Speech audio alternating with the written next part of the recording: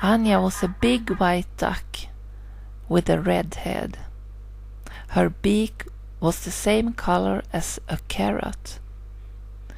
Anja was a Russian duck, and she was very proud of that, even though she never had set her foot in Russia. High up on a haystack, Anja had her nest. It's something special about Russian ducks, Anja said. They understand to build their nest on a safe place. No fox can get a hold of me up here, she said. She was sitting on her eggs, pleased with herself. 9 eggs! Think about that, she shouted to everyone that came by. And no one can take them. One beautiful spring morning, it pecked softly inside one of the eggs. The shell cracked. Suddenly, on top of the haystack, a wet duckling stood. Anja looked proudly at him. Soon another hatched, and another, and a third one. And finally 8 ducklings crawled around their mother. It was just one last egg that lay there whole. Anja knocked carefully with her beak on the egg. "Hello, it's time to come out." Anja could hear that it pecked and scratched inside the egg. "I will help you." Anja knocked hard on the egg so it cracked. And there stood the 9th little duckling looking around. "Come, my children," Anja said. "We have a lot to do before it gets dark, but first we have to eat. Follow me." And suddenly she flapped down from the haystack. She knew it was too high for the ducklings because they had no wings to fly with yet, but she also knew that they would follow her.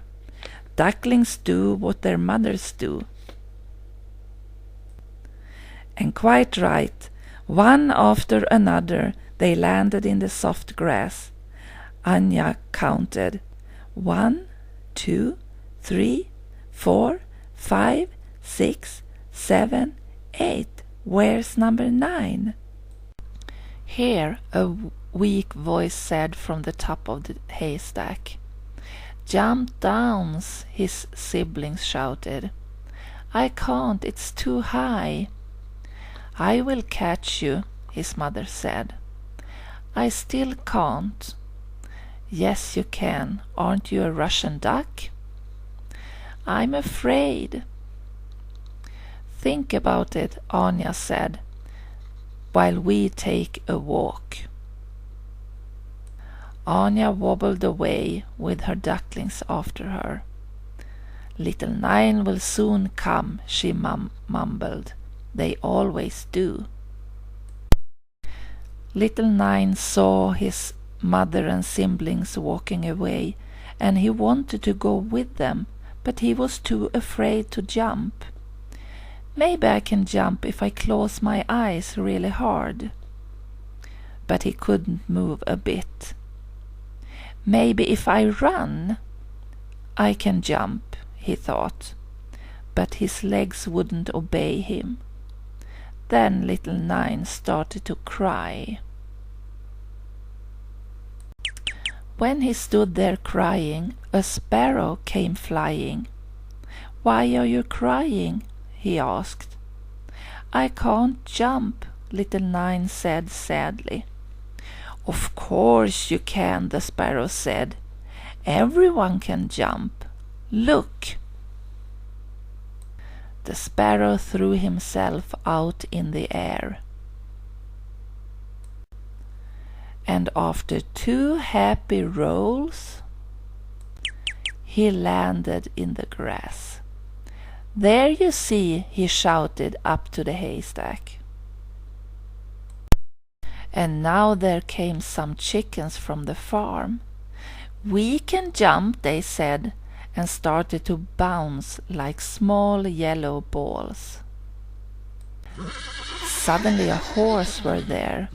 "Everyone can jump," he shouted, and took some large jumps. "Yes," the lamb said, "and we can jump the highest." "I guess I'm too fat," the big pig grunted.